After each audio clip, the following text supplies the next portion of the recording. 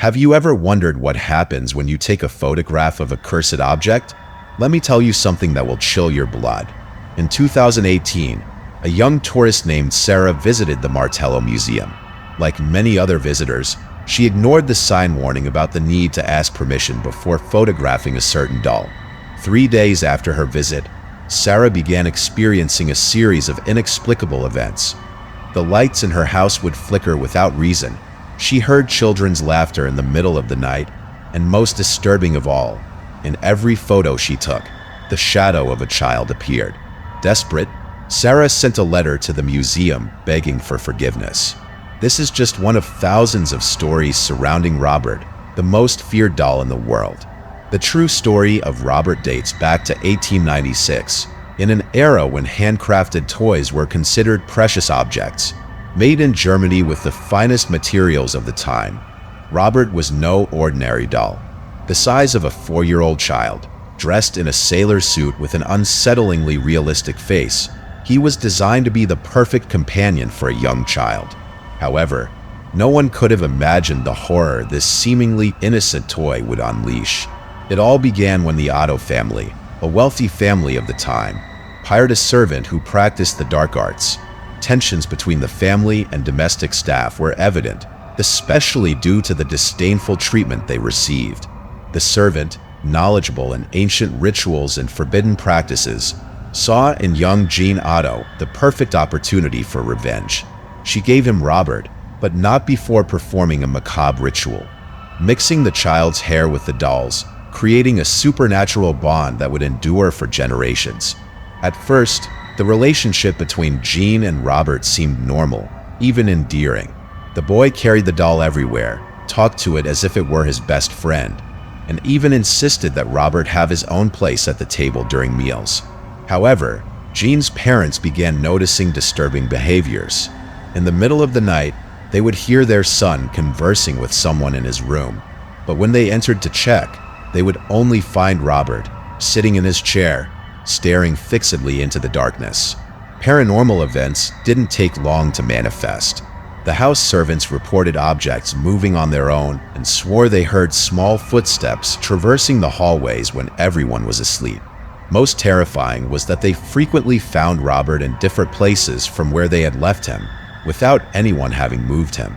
The family began to notice that the doll's expression would change, and some claimed to have seen its eyes following their movements. Jean's nightmares became increasingly intense. The child would wake up screaming, claiming that Robert wanted to harm those who mistreated him. The parents, concerned about their son's mental health, tried to dispose of the doll multiple times, but each time they attempted, inexplicable accidents occurred in the house.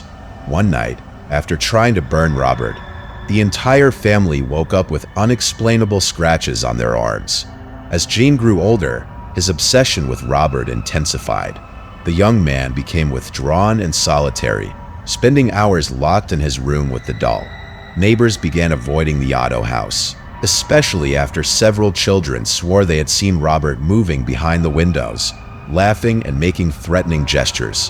When Jean married Annette, she insisted that Robert be relegated to the attic. This decision marked the beginning of an even more disturbing series of events. The servants refused to go up to the attic, claiming they heard children's laughter and footsteps. Some even quit after claiming they had seen Robert standing by their bed in the middle of the night. After Jean's death, Annette couldn't bear the doll's presence anymore. However, every time she tried to remove it from the house, she experienced intense choking sensations and panic. Finally, she decided to donate Robert to the Martello Museum in 1994, where he remains to this day. At the museum, Robert continues to manifest his supernatural powers. Night guards report strange sounds coming from his display case, and security cameras frequently capture inexplicable anomalies. But most disturbing are the consequences suffered by those who dare to defy the museum's rules. Apology letters arrive constantly. People from around the world write describing the misfortunes they've suffered after photographing Robert without permission.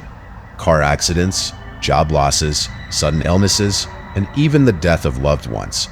Many send gifts along with their letters, hoping to appease the doll's anger. Robert's influence on popular culture is undeniable. He has inspired horror movies like Chucky and has become a modern urban legend. However, those who have experienced his supernatural power insist there is nothing fictional about the stories surrounding him. Today, Robert continues to attract both the curious and skeptical alike. His display case is full of gifts and apology letters, silent testimony of those who underestimated his power. Museum employees maintain a strict protocol. They always ask permission before approaching his display case and never, under any circumstances, stay alone with him after nightfall. The lingering question is, what makes Robert so different from other supposedly haunted objects? Perhaps it's the original ritual that linked him to a child's life force, or maybe it's the accumulation of decades of fear and beliefs that have fed his power. The only certainty is that, more than a century later, Robert continues to prove that some curses never lose their strength. If you've enjoyed this chilling true story, don't forget to leave your like and share in the comments if you know of other cursed objects, or if you would dare to visit Robert at the museum. Subscribe to our channel so you don't miss more horror stories that defy our understanding of reality. And remember, if you ever find yourself in front of Robert, make sure to ask permission before taking that photo. You could be the next one sending an apology letter.